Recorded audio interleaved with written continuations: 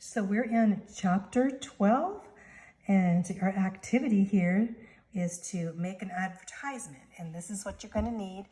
You're going to be able to make an advertisement with real estate advertisements from the newspaper internet in a piece of paper and colored pencil.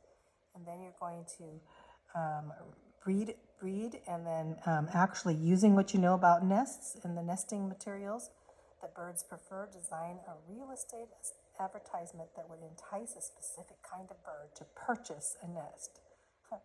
So you can say, you want a nest, and tell the kinds of nests that you have. That's kind of cool. So you can do that.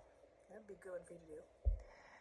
Activity 12.4 says make a cup nest, and you're going to need mud and twigs and grass and string and cotton and leaves and anything else that you want.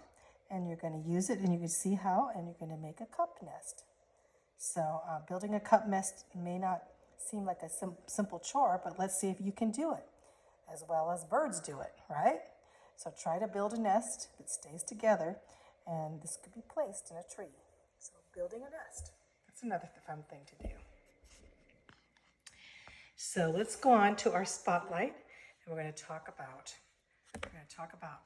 our spotlight on owls. So you can read along on this. I'm talking about owls. What do you know about owls? Well, let's find out. There's a lot of different kinds of owls. We know that. Look at the pictures here. Here's a barn owl. Look how this barn owl. And you can, here it says barn owls like this can hear the heartbeat of a mouse across the enormous room. Good hearing, huh? This western screech owl here will sometimes capture blind snakes and raise them alongside their owlets to consume ants, flies, and other pests that they may deposit their larvae in the owlet's food. Rather. Capture snakes and raise them. And look at this one down here. It says the speckled owl that lives in the rainforest will feed on anything from insects to monkeys and even sloths. And here's another owl. The day-hunting snowy owl has feathers everywhere, even over its beak and his feet. This keeps it warm in the cold regions where it lives, and it hunts for lemmings and seabirds. Look at that beautiful owl. Feathers all over. So let's talk about owls. You can read along with me here. It says, in this lesson, we turn our spotlight on the rapturous raptor known as the owl. What is a raptor? A raptor is a bird with sharp talons and a curved bill designed to hunt smaller creatures such as mice, squirrels, fish, and even other raptors. Owls, falcons, hawks, ospreys, kites, and eagles are all raptors. But owls are the most distinctive of all raptors because there are about 250 species, most of which share some unique features. So let's discuss these features that most owls share. What do you see in the photographs on these pages that all owls have in common? Okay, let's look. Well, for one thing, their shape is very different from other birds. Notice its squatty body and its flat face with seemingly huge eyes.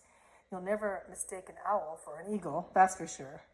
Speaking of eyes, owls' eyes are especially interesting. Owls have incredible vision, and most can see as well at night as we can see during the day. In fact, they have the best night vision of any creature in creation. An owl's eyes take up a great deal of space inside its head, even more than its brain. Owls also have 3 eyelids. One for blinking, one for cleaning their eyes, and one for sleeping. Instead of having eyes on both sides of the head as other birds do, an owl's eyes are located in front of its face, like yours and mine. Now try this. While holding your head still, look to the left, then look to the right. You were able to see things on both sides of your head without turning your head, weren't you? Well, owls can't do that. Their eyes are locked in place and they cannot move side to side. And so to see everything around it, an owl must be able to turn its entire head very quickly. as quickly as you can look left and right. In fact, the owl can turn its head so fast and so far in one direction, it can see almost everything directly behind it. And just as fast, the owl can turn its head all the way in the other direction. Wow. It can turn its head quite a bit. Let's go on here and find out more about owls. Here we go. So, owls have excellent hearing. If you were sitting in a tree house above a field that was blanketed in snow, do you think you could hear a small animal crawling beneath the snow? Wow, well, some owls can hear movement a whole foot under the snow. An owl's hearing is so good because its ears are positioned differently on each side of its head, helping it to hear different kinds of sounds and their locations. Some kinds of owls appear to have ears that are two different sizes, but those are just tufts of feathers, not real ears. Its ears are located under feathers on the sides of its head.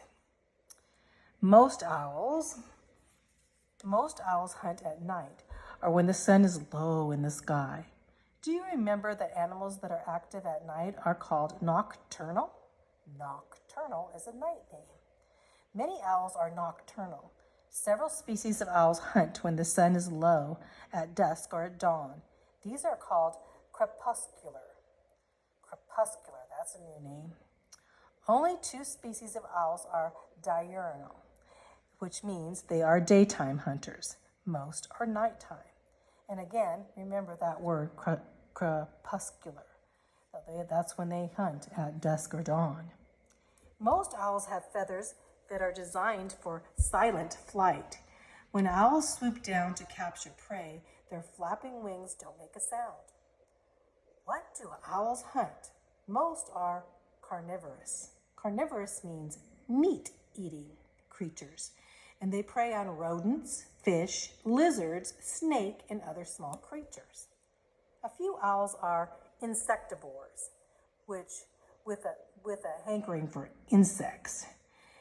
When they have eaten their fill, but there are lots of creatures out and about, carnivorous owls sometimes catch more prey and stash it away for a day or so. They save their prey.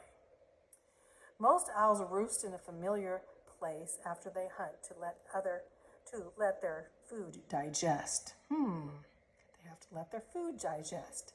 After a time, many owls will spit out a ball made of the bones and other parts of their prey. Their stomachs couldn't digest. We call these little balls owl pellets. In this lesson, you'll dissect an owl pellet to see if you can put the bones together to discover what kind of creature the owl ate.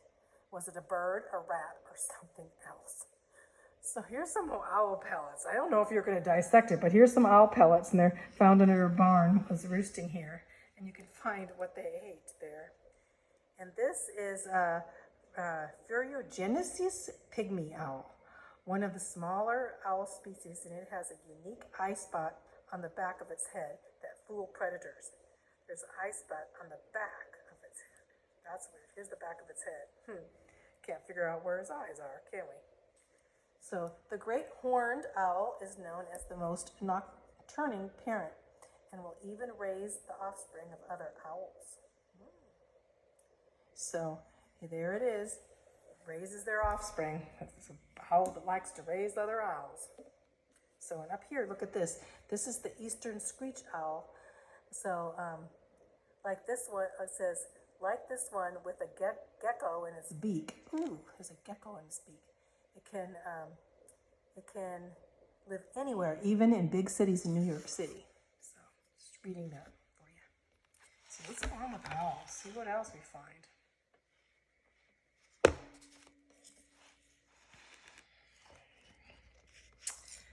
So, while most owls are loners, only sharing time with other owls to mate and raise their young, some species roost together in some place together.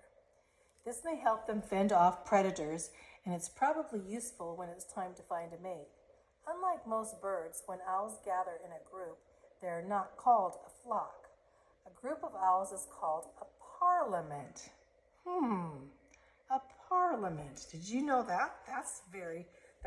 That's unique. They're called a parliament. However, it's so rare to find a parliament of owls that scientists have rarely a reason to use this term. If you happen to see a parliament of owls, take note of their toes. Owls have 3 forward-facing toes and 1 backward-facing toe. These toes are called talons. So here's an owl talon. See this picture of the owl talons there? Their toes. The owl's outer and face backward when needed to perch or clutch or prey. See, here's how they clutch and prey. See how they clutch onto the branch. Like many creatures, most owls nest in cavities they didn't carve out of their own.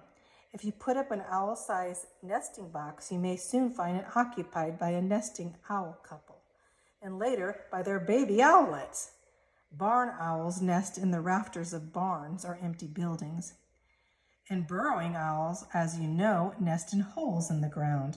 Other owls, like snowy owls, make a scrape nest on the ground. In late winter, when it's time to find a mate, the male owl begins calling out for the female by hooting, sawing, tooting, or whining, depending on the species. Once a female arrives, he'll do the same fancy flying to impress her. If she likes it, they'll become a pair and will spend lots of time together, especially searching for a place to start their family.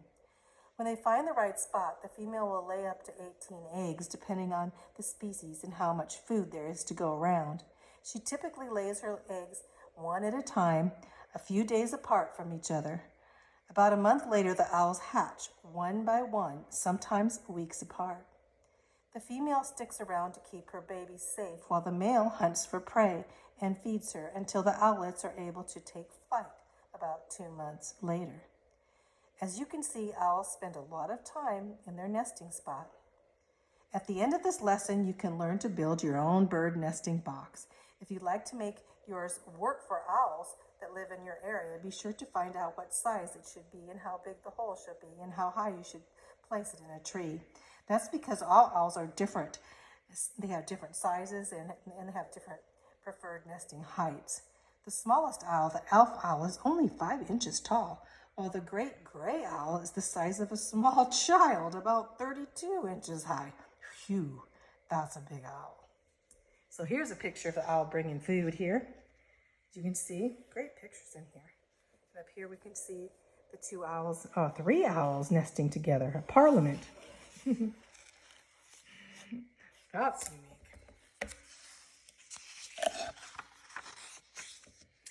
So right here you're going to activity and you'll make a snowy owl for your mobile menagerie. You can make a snowy owl, see how to make it. You have to have all these things and all these things so that you could put this together. So gather your things together and you can follow the directions and do this. And here's the dissecting of an owl pellet. First of all, you better find an owl pellet. And then you have to get all these things to dissect it. I don't know about this, but if you find an owl pellet, have your mom help you. So here we have a grade. This is great here because this tells in your book and tells what the owl pellet bone chart when you do your owl pellets, so you can see. So if you see a head like this, it's going to be a bird, or a head like this will be a mole. This is a rodent, and this is a shrew. Here's the jaws, and you can tell what they were. If they're a bird or mole, you can tell the jaws and the scapulas. So you can look at these bones and find out what they're eating. Here's a forelimb of, this is a forelimb of a bird. This is a mole with fingers. This is, you can see, a rodent, a shrew. You can see down here the limbs, and to tell what the limbs are. So when you're dissecting, you can find these bones and tell what they are and see, is it a bird? Is it a mole? Is it a rodent? Is it a shrew? Here's a pelvic bone. Here's a rib. The ribs of a bird are totally different from the mole and the rodents. And here's the vertebrae. You can see the different vertebrae of these animals.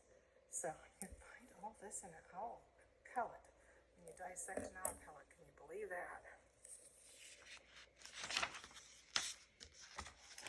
Okay, this is your last activity here. Let's see. And it has quite a few directions. And you can do this because I know that you've built birdhouses before. But this is a directions activity of how to build a birdhouse. So let me read the first part to you so you can see how to build one. Many years ago, the place where you live probably had a lot more trees, but they've been cut down to make room for farming, houses, or businesses. It used to be easy for a cavity-dwelling bird to find a dead tree trunk in which to nest, but now it's much harder. Most trees that die are cut down or fall down because they're not sheltered from the wind or nearby trees as in the forest. You're kind of in the forest though. Today you're going to help a cavity-dwelling bird by building a house in which it can build its nest. You will require adult supervision and help to build your birdhouse. If you really enjoy the project, consider making several birdhouses. If you get really good at it, you can start a birdhouse building business. If you were trying to make one that's more elaborate, search the internet for instructions on how to build other types of birdhouses. So here's what you need. It tells what you need here in building. It tells exactly the directions to go through. You can have your mom help you, and the directions on how to build this birdhouse. There's a whole page here of directions to follow. So I'm not going to read them to you because, if you build, you're going to have to go, and do all these things. Here's the beginning. It says, going to the lumber store and finding exactly what you need. So you're going to need a list. It tells exactly what to do. So do this with your mom, and then you can build a birdhouse. How fun. So that's the end of the nest. And let's see, we're going on to matching and hatching. So that's our next lesson in lesson 13.